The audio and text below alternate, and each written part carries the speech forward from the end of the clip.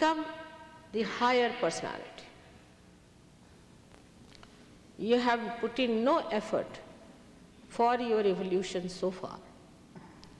Thirdly, you have paid no money to become a human being. God doesn't understand money. This is created by human beings. God has no sense of money. And He doesn't know also perhaps how maddening it is for human beings. So you cannot pay for it. It's something ridiculous to think that you can pay for your ascent, or to say that you can go into a course of realization. Because it is the living process of your evolution, living process. If we understand the living process, you will understand Sahaja Yoga much better. If you have to sprout a seed, you just put it in the Mother Earth and she sprouts it. How much money you give her? She doesn't understand money. She only knows how to sprout the seed. So when you put the seed in the Mother Earth, it sprouts spontaneously, sahaja. Saha means what? With, ja means born. It is born with you, the capacity to sprout, the capacity to awaken your Kundalini is born with you. But it has to be the Mother Earth who has to do the job.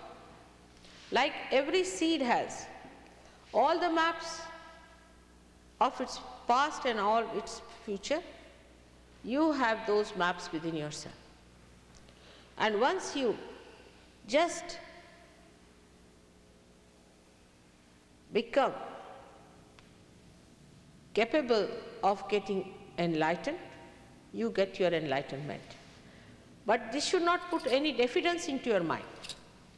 Many people start thinking that you have to do the cleansing first and then you get realization. When you are inside the dirt, how can you cleanse? So this Sahaja Yoga today is of this way, that first you get out of it. First have a little light in your lamp. The light is there, the lamp, if it is dirty, it is easier to clean the lamp which is enlightened than to clean a lamp which has no enlightenment. That's why first you get your self-realization. That is very important before we deal with anything else, that you must get your self-realization first. This is what Christ has said, that you are to be born again. He didn't mean some sort of an artificial baptism. He never meant that. How could he mean that? Logically, you must understand that if he was truth, he would not tell that you can have a false baptism. But what he has said, that by the Spirit, your spirit will be awakened. Means a person who has got his spirit enlightened can enlighten it. A light or a candle which is already enlightened can enlighten another light. But what has it done? Nothing. It had the light, the other one was ready, so the light passed from one to another. There is no obligation, there is no greatness about it, there is nothing special done. So as far as you are concerned, you are all ready today to have your realization. Many people I have met so far, in the West especially, want to escape the truth because they say that, Mother, we have to cleanse ourselves. You go ahead with it. How many years you have been doing that? How many lives, how many ages? Now stop it. It's finished now. Better have your enlightenment and then see how you can very nicely clean yourself and see what's wrong with you. Moreover, it is very difficult to tell anyone, even if you see the dirt in a person, that this is dirty. It's better that, supposing there's something wrong with this shawl, I better take it out and see for myself what's wrong with it, and I cleanse it. In the same way, you have to get out of yourself to see for yourself what's wrong with you. And that is how it will be much easier for you to clean if you know how to clean yourself. So you become the person who is the spirit. The spirit sees the defects in you, and the spirit guides you and cleanses you completely. There is no more guide needed or no guru is needed. You become your own guru. Now, so many kinds of people have come to sell their goods in the market. You cannot sell God. And the one who lives on your earnings is a parasite. He cannot be a holy person or a saintly person. Christ did not take any money from people, did he? He was born as a carpenter's son, and he worked as a carpenter's son. But what is the purpose of his advent? Or what is the purpose of my coming to Boston is this, that we all deserve this higher state, is all your own, it is your right. I should say I am like a banker and I have to cash your checks.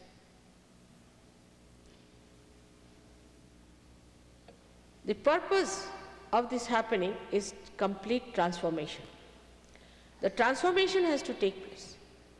What is the problem of the world today is moral crisis. People are morally absolutely fagged out, tired. They have lost all their discretion. They don't know what to do. They are so confused whether this is true or that is true. Because we live in relative world. Everything is relative. This will do, that will do. Everybody is compromising. They don't know what is absolute, because we have not achieved our absolute within ourselves. Now, the most remarkable thing about the absolute, that is the spirit, is that the absolute is the one that is collectively conscious. That's the one that can feel the another person. That's the one which knows about everybody else. That's the one which knows also about yourself. So far as a human being, the spirit has not come into your consciousness. It's not yet enlightened. Means your consciousness hasn't got the light of your spirit. The spirit is in your heart, and this spirit is just watching you as a witness. It has not entered into your consciousness, into your attention. And because of that, you do not know what is absolute, what is collective consciousness. When it happens to you, it happens in your awareness. It doesn't happen in your mental conceptions like I can give you a big book to read and then you become something great. Your own consciousness, which is a human consciousness, becomes a higher consciousness, which becomes collectively conscious, means it is an actualization. Like a person who is a human being can feel the dirt and filth, the colors, the beauty. But an animal cannot. So something has happened in our consciousness actually that we can feel the filth. In the same way, when you become absolute, everything that is not absolute starts negating itself, just disappears. And you become absolute yourself, which is the truth. You become absolute joy, and you become absolute consciousness. So far, the consciousness has moved to the human stage in such a way that we have not felt that we have moved higher, because we were not made like that. At the human stage only we are made in a special way. If you see here, as you can see it clearly, that from the left side there's a blue balloon-like stuff rising. This blue thing is nothing but all our conditioning, which becomes what we call in Sanskrit manasa, but very closely we can call it a superego, where we are conditioned, don't do this, don't do that. We are born, say, as Americans. I mean, it's not true. You are a human being. God never created America. It is we have created America, England, these things. He just created a one beautiful world. So then you are Americans. Identification starts like that. Then you go ahead and you think we are Christians or Hindus or Muslims. Then you go ahead with that, and all misidentifications start accumulating within us, and all of them form an artificial thing called a superego in your head. All the conditionings, all the positions, all the obsessions, all sorts of things that you gather in many lives can be there, called as superego. And on the other side, we have got the ego, the one that we accumulate within ourselves or create within ourselves by our activity. Because we think we have done this. It's the ego. Actually, human beings cannot do anything. What they do is to explore whatever is dead. They cannot do living work. They cannot transform one flower into fruit, even one flower into fruit. All this living work is done by someone. We do not think how we are created, how this beautiful human being is created. We haven't got humility to understand that this something great has happened to us, that there is some sort of a force, some living force, some very kindly, loving force that has done this. We never even felt how we were created like that. Without any pains, we are created as human beings. And this great living work that is happening within us, who has done this living work? How it has come? We have never felt that all-pervading power of God that is doing all these things. Not only that, but it sorts out things. It's such a beautiful mechanism. Like a mango tree will give you mangoes. If it's an ananas tree, it will give you ananas. Like that, you have all kinds of different sorting out to such an extent. Your child will look like you. Who does all this sorting out? All this power that does all the living work, the scientists also have not turned their faces. They are honest, but they are not so educated. They are not so well informed. And their seeking is very limited because their brains are limited, their mental capacity is limited. If they have to go further, they have to become higher personalities to be able to see how we are created, how do we exist, and how this living force acts. Now, for us, as we take everything for granted, we do not even think about it, is a good thing. Otherwise, we might go mad, thinking that we do not know about the power that does the living work. So, we have an idea that we do this work and that work. What do? Supposing a tree is dead, we make this floor, church, this, that, all stones. It's dead from the dead. We have just changed the forms from dead to dead. What special thing have we done? And when we start thinking that we have done something, that is how we develop an ego. Like people going in a plane were told not to take too much luggage in a village. And they thought it's better to reduce the weight of the plane. So they put the weight on their heads, sitting in the plane. In the same way, we are putting the weight on our heads, thinking that we are doing this job, that job. The one who has created you, the one who has made you a human being, is going to make you high. Why do you take the load upon yourself? That's why Mr. Ego sits on your head like a heavy weight. I have to do this, I have to do that, without understanding the plan of the divine.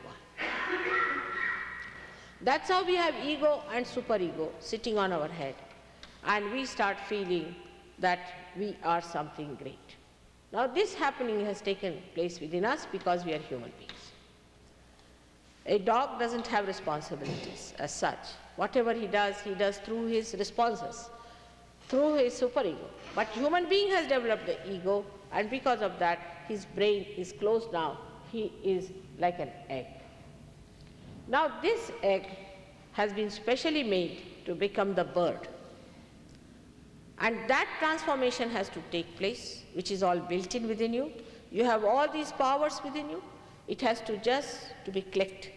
And the warmth of the love of the divine has to work it out so that you become the bird of complete, absolute freedom. This is what Christ wanted to inform us by his resurrection.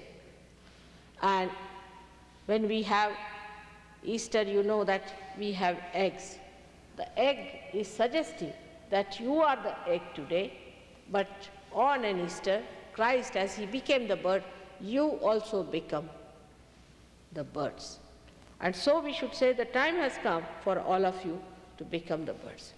But it is impossible for human beings, because they are such made, I don't know how, especially in the West, to understand that there could be somebody who is genuinely interested in the well-being of others. They cannot understand because of their relative ideas. They cannot understand that there should be someone who should do this job, who should communicate with people who are seekers, to give them their truth and to give them their transformation, to put them up on their consciousness as realized souls. Now actually, in the movement of consciousness, when human beings were born, what they started sorting out everything on mental level. Everything on mental level. And whatever works on mental level, it works out in a linear manner. Like, there is no sustenance in that. If something starts moving in a linear way, it falls off, again recoils back. That's why today we are shocked. We have evolved so much, we have developed so much, we are supposed to be developed people, and then how is it we are on the brink of a shock? Why are we so upset? What has gone wrong with us? Where did we go wrong? Because we tried to solve our problems through mental efforts. Anything, take your politics, take your economics, is nothing but a mental effort. For example, economics says that wants in general are not satiable. That means there must be some want which is satiable, and we live in the relative wants which are not satiable. Now what is that want which is absolute, which will satisfy us? And that want is represented here as this triangular. In the triangular bone you can see the Kundalini, that is the pure desire within you, the pure desire to be one with the divine. And unless and until that desire manifests, all your wants will be changing from one to another. Like today you would like to have a house, tomorrow you would like to have a car, then day after tomorrow something else, then a helicopter, then an aeroplane, it will go on like that. But actually, to have your all wants satisfied, there is one want which is kept sleeping, as they say, because it has not manifested in the triangular bone, which is to be awakened, which is to be manifested. Now just imagine this bone is called as sacrum. Means Greeks also knew that it is a sacred bone. That's why they call it a sacrum.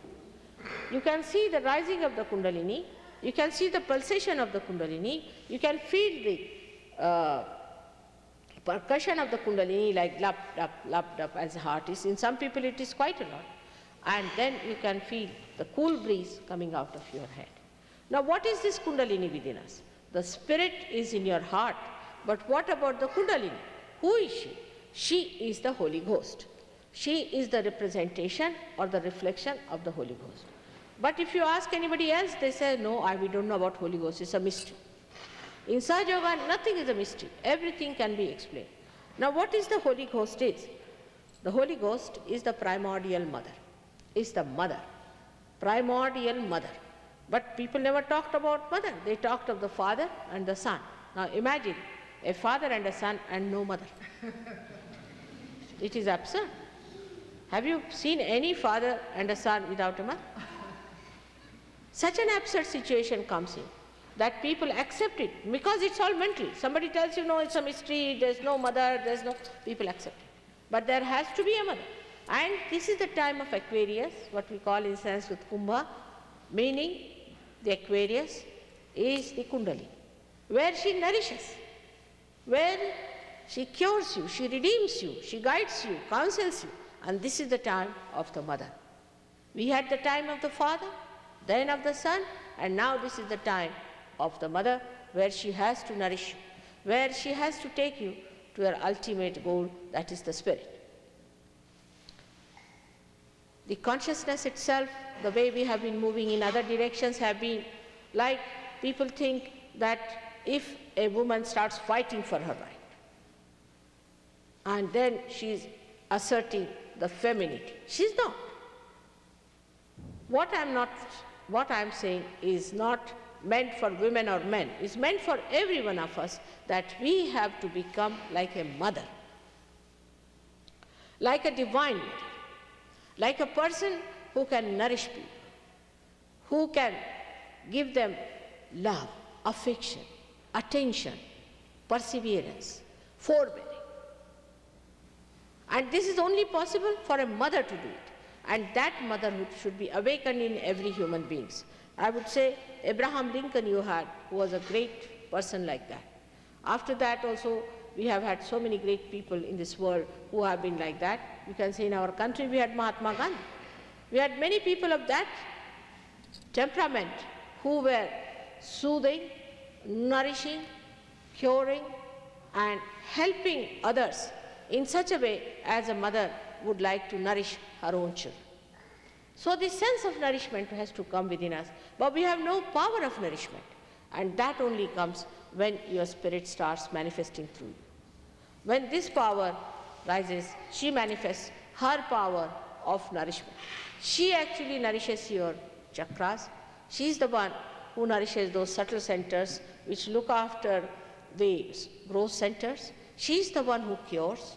She is the one who guides, because she informs you what's wrong with you, and she is the one who counsels you. Because once you become collectively conscious, then you start feeling the cool breeze in your hand, and this becomes like a computer.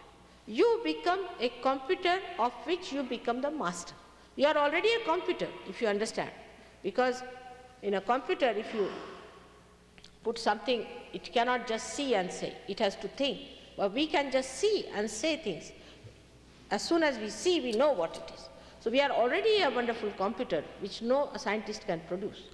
But we become even conscious of that computer and become master of that computer, so that we know everything about whatever is not known to us, unknown. All absolute problems can be asked, and we can find out what's wrong with us. But it is not that the consciousness moves like a pendulum, like a woman fighting a man and becoming egoistical and fighting and shouting and then behaving like a man, or a man becoming like a woman. It's pendulum. But you move in a spiral way, to rise higher. And that higher point, you start seeing the things. Like a spring has a spiral you have seen, and it has a sustenance in it. It's not linear. When the spring loses its sustenance, it becomes linear. Like in the peptones, you see, in the pancreas, are all spiraling. And human beings, though they have created so many peptones, with all kinds of amino acids and all that put into it, they are not even 5% equal to what natural peptones we have. But we make them linear by our wrongdoings, and then the peptones become linear and they lose their biological effects because they become lifeless.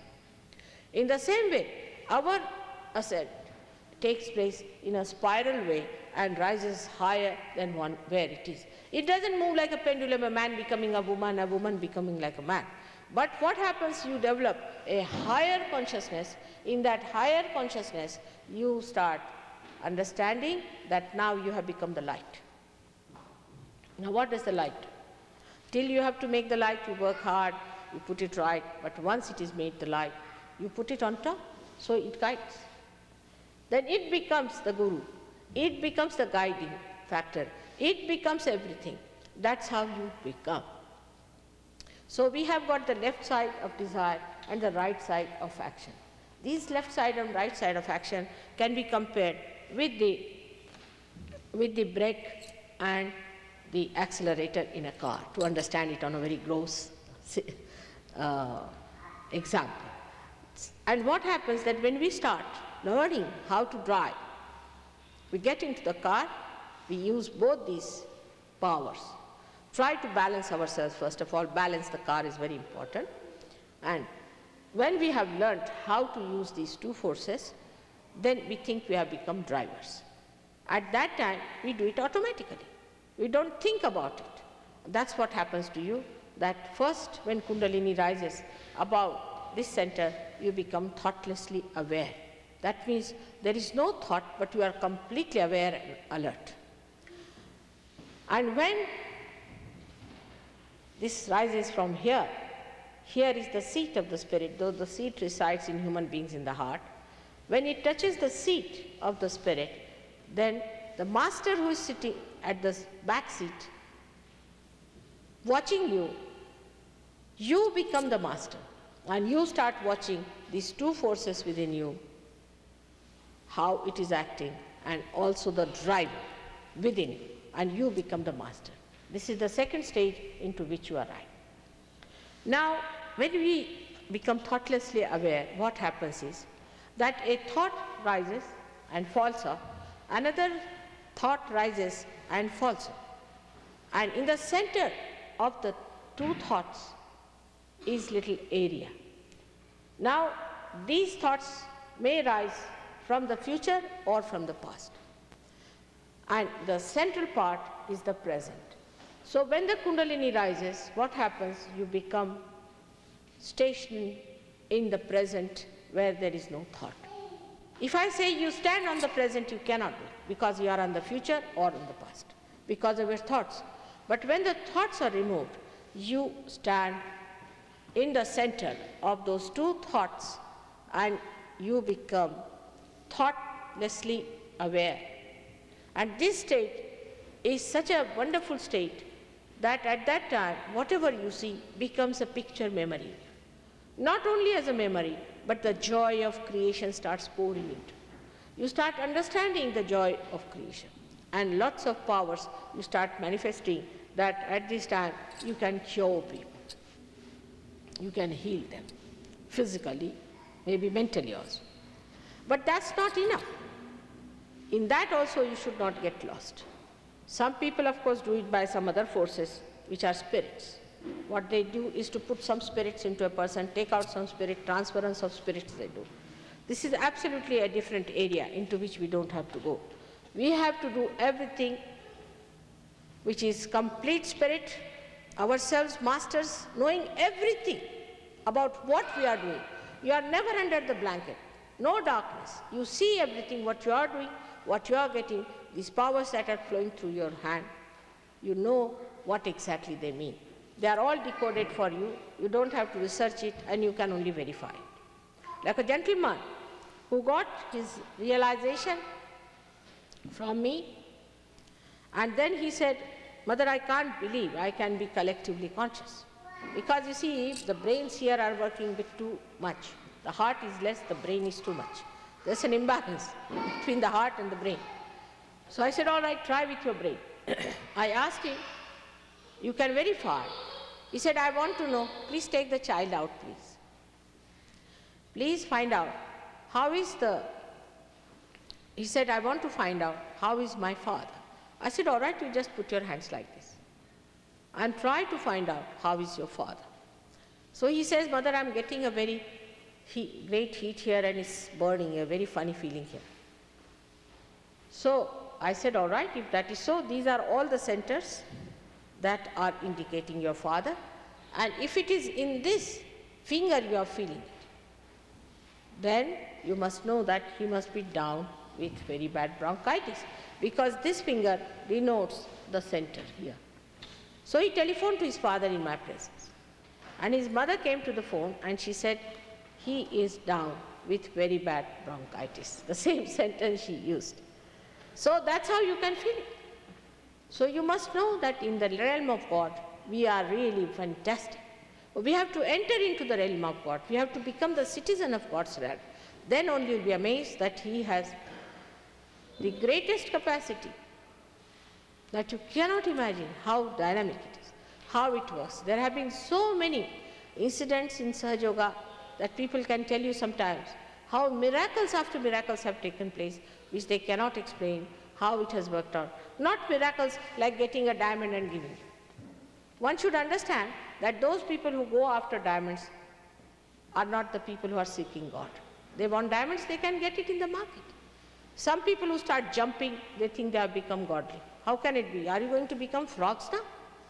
We should understand also logically what is going to happen to us, that we are going to be empowered by a power which we should know how to handle. Otherwise, no use doing all these tricks these days people are doing. Some people start just jumping, some start shouting, screaming, some becoming dogs, some becoming like a lion. You are not to go to your subconscious now, because God has placed you so beautifully. Your subconscious is on the left-hand side and your right side is your future. So there is a room kept for you in the center, like you have made a room here, like there is a room there. But the idea of the psychologist here was so confused that some of the Indians maybe have taken a little clue from that, and they have come here to take you down to subconscious, which is the easiest thing to do, is to take down to your subconscious. And that's why they have done. They have mesmerized people, started these cults, and these false gurus have come, and they are just doing nothing but taking you to your subconscious, where you get caught up and possessed by the collective subconscious, and you think you are in the best position because you don't know where you are moving. You have no idea. So the best thing for us is to see what we get ourselves, what we know ourselves. Some people have given 6,000, some people have given 50,000. But for what are you giving money? It is something I can't understand. And I came about 10 years back to your great country, America, and they couldn't understand me when I said you cannot pay money for this. And they threw me out. You see, they wouldn't take me seriously. They said, oh, what are you talking? It's nonsense. How can you do such things without money? So this is what it is. But I think after 10 years of good lashing from these people, they have learnt a lesson now. They are coming round and they have been now kind to me. So you must understand, one has to be humble about it. It's only the ego that makes you think that you can purchase God, that you can organize Him, that you can organize God, organize religion, organize all that is divine. You cannot organize, as I told you, changing of one flower into a fruit. Then it is too much to think that you can organize God. We must humble down within ourselves, and that's how it works out. It works out, it has worked in thousands, and it should work out everywhere. I'm sure in Boston also it should work out. But there are categories and categories of people that I must admit. For example, Steve, I must say, is a special category. He met me only once in Bristol. One program he had come, just all you have to come, and then he came to see me next day. Actually, person to person, he met me only once. And then he said he has to go to Boston. I said, very good idea, go to Boston, and I hope I'll meet you there. And when I came to America 2 years back, he just sent me a telegram. He said, Mother, I'm in Boston, will you come here, we'll have a program. He was occupying a small little room, and sweetly he invited me there. I said, all right, I'm going to Boston. And people said, Mother, you don't know him very well. I said, I know him very well. I'm going. And I came here, and we had a program in Boston, and today, because of the quality of people who are running it, we have a nice, proper center where now many people can get their realization and settle down. But there are categories of very egoistical people also, of very funny people. Like some people in the church came to hit me with the Bible. You can imagine. In the church they came to hit me with the Bible, no other place. And all such people are there. But those people who are of that category are the best, who get their realization in no time and settle down. Some people have physical problems, and that's why also they cannot get realization. But the people who have been to false gurus and have bent their heads before them also are very difficult. They have to little bit patience with them, first of all, to neutralize the effects of this falsehood, and then they get realization. But some of them, I was amazed the other day in Toronto, I gave realization to some people who have been to those gurus, and they just threw away everything because they had reached right conclusion that they have not found the truth. They had not found the truth, and they had just thrown away everything apart, and they got their realization too. So we have people and people. We have people who coming to Sahaja Yoga also after that they become very violent, very hot-tempered, they are not so well organized, and you find that their temperament doesn't look like a realized soul. But all kinds of people come to Sahaja Yoga. And the negative people will always see the people who are at a lower end and see them and start criticizing, or look at him, he's a Sahaja Yogi.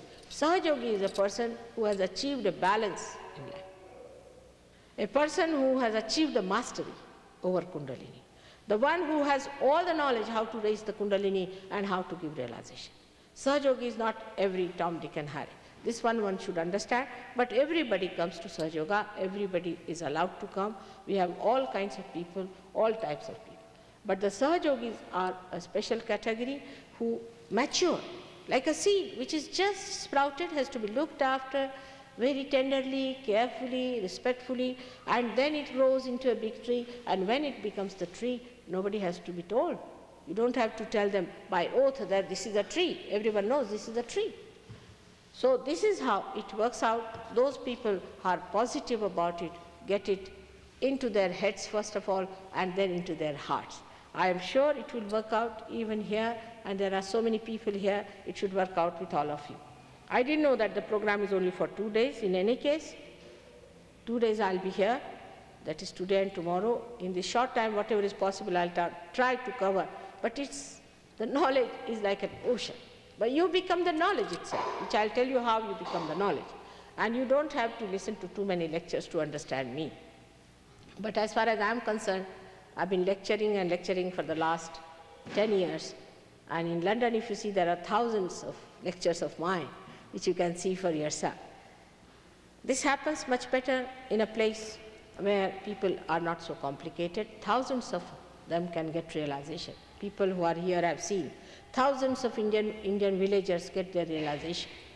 But maybe people are much more oppressed by the modern society, modern ideas, maybe that they take little time to grow, but doesn't matter. You are people of great adventure and people of great qualities. You are saintly people, you are men of God, are born in these countries, all over. Even in England I saw so many people who are men of God. And as William Blake has said, that men of God will become prophets and they will have powers to make others prophets. That's what you have to have. So many of you are saints, that's why you are born in such a nice country like America. It's such a highly blessed country, it's such a great, beautiful country, and then you have to make the best out of it. May God bless you.